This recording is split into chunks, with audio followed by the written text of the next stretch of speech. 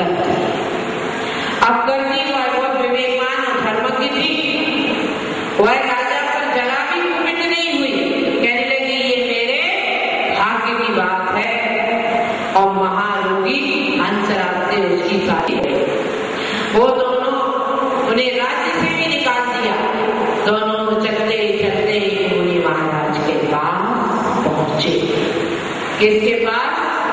मुनि महाराज के पास। और अपनी मन की पीड़ा की तब कहा कि हंसराज आप 45 काव्य का मंत्रों से श्लोक के विधि सिखा दी। 7 दिन में एक पर बैठकर मंत्र की आराधना की। क्या हुआ? क्या हुआ? पूर्ण रोग नष्ट हो गया। जो से हुआ था रामदेव के समान हो गया। अब दिग्विजय करके राजा राजधानी में लौटा। रानी से हंसराज के बारे में पूछा तो उसने क्या कहा? आपने उसकी शादी नहीं की तो किसी उल्टा नारी के साथ वह चला गया। राजा ने पता लगवाया तो पता चला कि वह नागपुर शहर में राजा का जमाई हो गया। ना उसे पता हुआ और निरोग भी हो गया।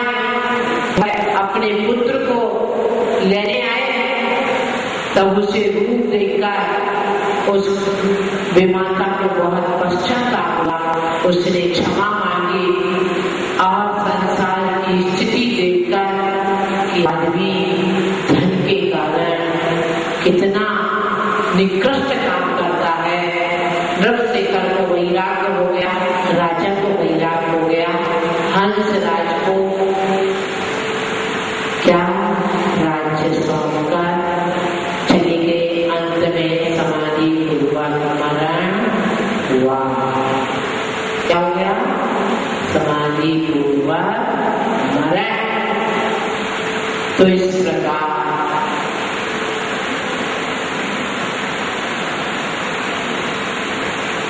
धर्म के फल खचित होते हैं। कला होता है तो वह ज्योति निरंतर होती है, चिरंतर है। यह स्तोत्र आपको यही कह रहा है कि भक्ति का दीपक तो आपके पास है परंतु समर्पण की नहीं है। और वह भी किसी शरीर की स्टार पर मिलता है ना। डेयरी पर लिखा रहता है ना, डेयरी की स्टाल में यहाँ दूध, दही, घी, छाछ, मक्खन, पनीर सब मिलता। तो समर्पण का घी सरस डेयरी की स्टाल में मिलने वाला नहीं। ये तो स्वयं को मंथन करना है और स्वयं को तैयार करना है। तो लिखे शब्दार्थ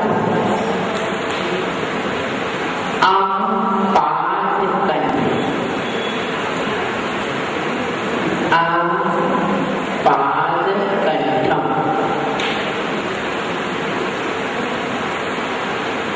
पैरों से लेकर कंठ तक। पादन पैर, कंठ कंठ आयन पर्यंत। आपादकंठम पैरों से लेकर कंठ तक।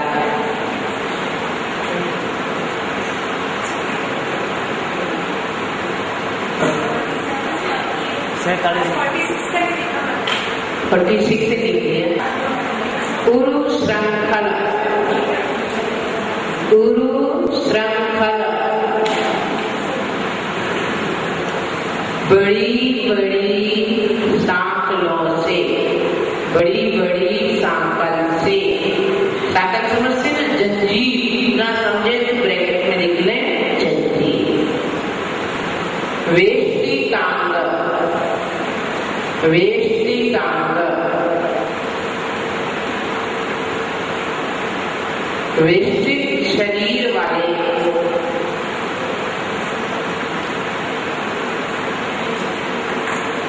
गाढ़म अत्यंत कसकर बांधी गई, अत्यंत कसकर बांधी गई, मजबूती से बांधी गई, इसे कहेंगे अत्यंत कसकर बांधी गई। बृहन्निगड़ कोटि, बृहन्निगड़ कोटि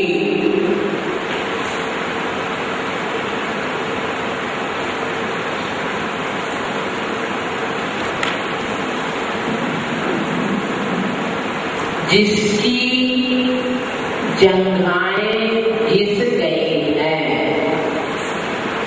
जिसकी जंघाएं घिस गई हैं, मनुजहा, मनुजहा ऐसे मनुष्य, ऐसे मनुष्य त्वन्नाम मंत्रम, त्वन्नाम मंत्रम आपके नाम रूपी मंत्र को,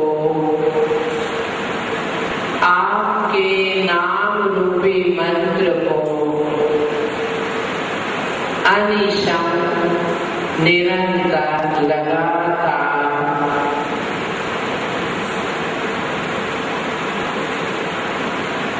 स्मरणतः स्मरण करते हुए, स्मरण करते हुए सद्यः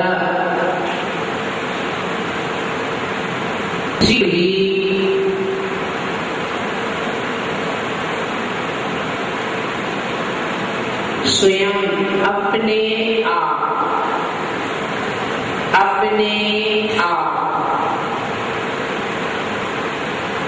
विगत बंध भया, विगत बंध भया, बंधन के भय से रहित, बंधन के भय से रहित भवंती हो जाते हैं, भवंती हो जाते हैं।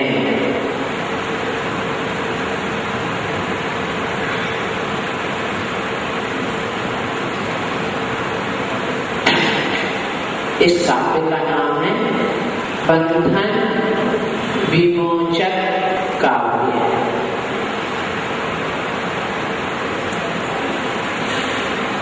बंधन का विमोचन करा देने वाला काव्य। आचार्य भगवान कहते हैं कि हे भगवान, ऐसा व्यक्ति जिसे सजा देने के लिए, सजा देने के लिए, सजा शब्द के बहुत से अर्थ है ना,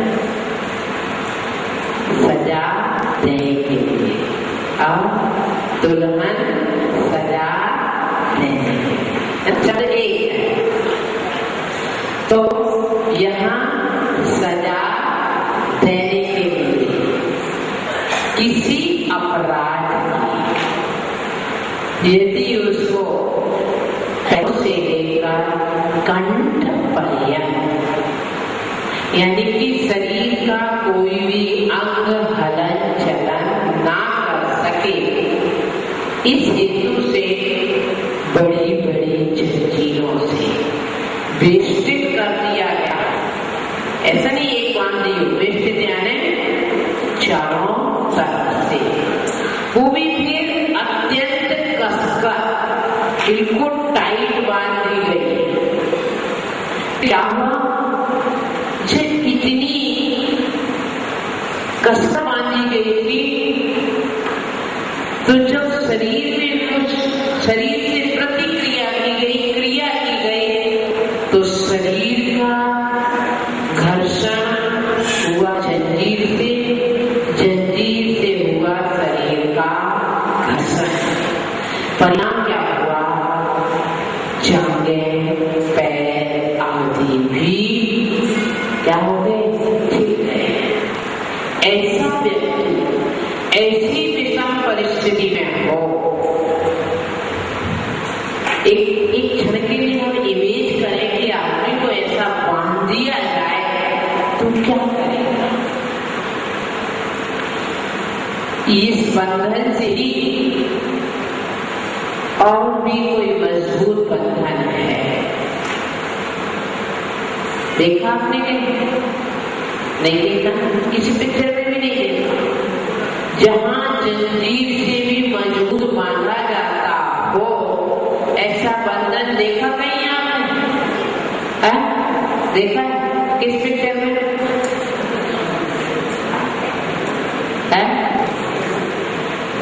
अरे आपकी ही जिंदगी पिक्चर है कि राग और द्वेष से बंधी है। बताइए इससे बड़ा बंधन और कौन सा होगा? है? इससे बड़ा कोई बंधन है? राग द्वेष। अब इस बंधन आदमी इतना बंध चुका है। कब से बंधा है? अनादि काल, पर अनंत काल तक नहीं। ये मत कह देना नवकांत अनादि अनंत है, तो हमारा बंधन भी अनादि अनंत है, ऐसा मत कह देना। क्योंकि शब्द पकड़ने से बड़ी हालत खराब हो जाती है। अकेला जब शब्द पकड़ लेते हैं, अभिप्राय नहीं पकड़ते हैं, तो बड़ी हालत खराब हो जाती है। एक बार एक सेठ जी के पास एक नौकर आया, उनके घर कोई मेहमान आ गया, तो एक बार मिठाई लेने गया, फिर पान लेने गया, फिर कोल्ड ड्रिंक लेने गया। तो सेठ जी ने कहा समझ में नहीं आता, एक ही बार में सब सामान ले आता, 4 बार गाड़ी नहीं दौड़ती। उसका जी साहब, अब ऐसे मौसम खराब था, सेठ जी की तबीयत खराब हो गई। अब वो बाजार गया, उन्हें कहा जा डॉक्टर बुला के ला। अब वो शाम को 3 बजे तक नहीं लौटा। तो सेठ जी ने पूछा क्या? बोले आपने कहा था सब सामान लेके आना, तो शमशान घाट में व्यवस्था करके आया, कफन भी लेके आया, लकड़ी भी लेके आया। तो अकेला शब्द पकड़ने से बड़ा खतरा हो जाता है। वहां मंत्र अनादि अनंत है, पर आपका राग द्वेष का बंधन अनादि तो है, परंतु अनंत नहीं। शरीर को पीड़ा होती है, उस पीड़ा की अनुभूति की जाती है, परंतु आत्मा को आप पीड़ा दे रहे हैं, उसकी कोई अनुभूति नहीं है। कैसा गाढ़ बंधन है जो दिखता नहीं। दिखता है क्या? अगर ये दिखता होता तो शायद आप इसे तोड़ने का प्रयास कर लेते। ये दिखता नहीं है, इसलिए आपने इसे तोड़ने का प्रयास नहीं। दिखता है उन्हें जिनके पास है ज्ञान चक्षु। शर्म चक्षु से तो ये बंधन कभी दिखने वाला नहीं है, पर जब ज्ञान चक्षु से देखते हैं, जो देखते हैं वो तोड़ देते हैं, जो तोड़ देते हैं वो स्वतंत्र होते हैं। देश आजाद होना कोई मायना नहीं है। यहाँ अध्यात्म क्षेत्र में मायना है कि आपकी आत्मा कब स्वतंत्र हो। तो ऐसा बंधन जो दिखता तो नहीं है, परंतु बहुत मजबूत है। राग द्वेष, माता जी आपको कैसे मालूम? आपको अवधि ज्ञानी भी नहीं है, केवल ज्ञानी होते नहीं, मन परिज्ञानी होते नहीं, अवधि ज्ञानी क्वचित कदाचित होते हैं।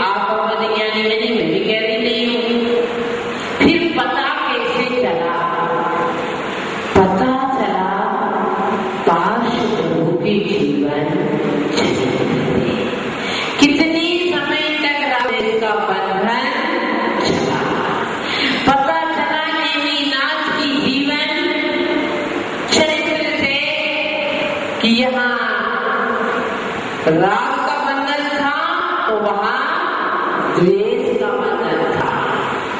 कितने समय तक चला?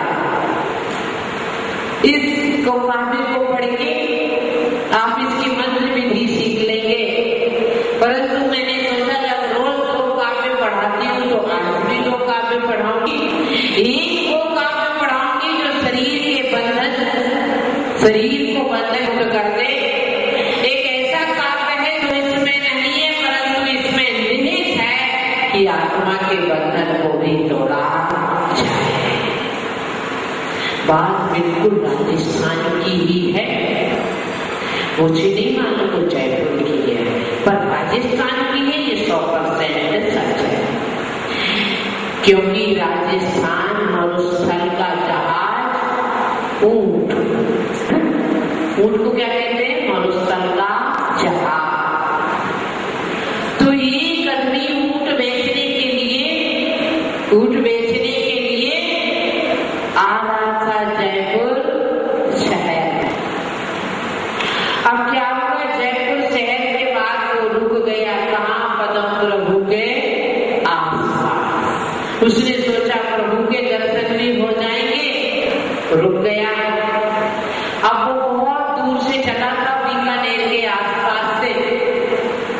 अब कई दिन लगे तो रोज का काम था 100 ऊंट देखने हो, 100 तो उनको बांधने के लिए 100 रस्सी और 100 खूंटी, है ना? खूंटी समझ, जिस लकड़ी से बांधा जाए और जिससे वो बंध जाए उसका नाम रस्सी। अब रोज दिन भर चलता, शाम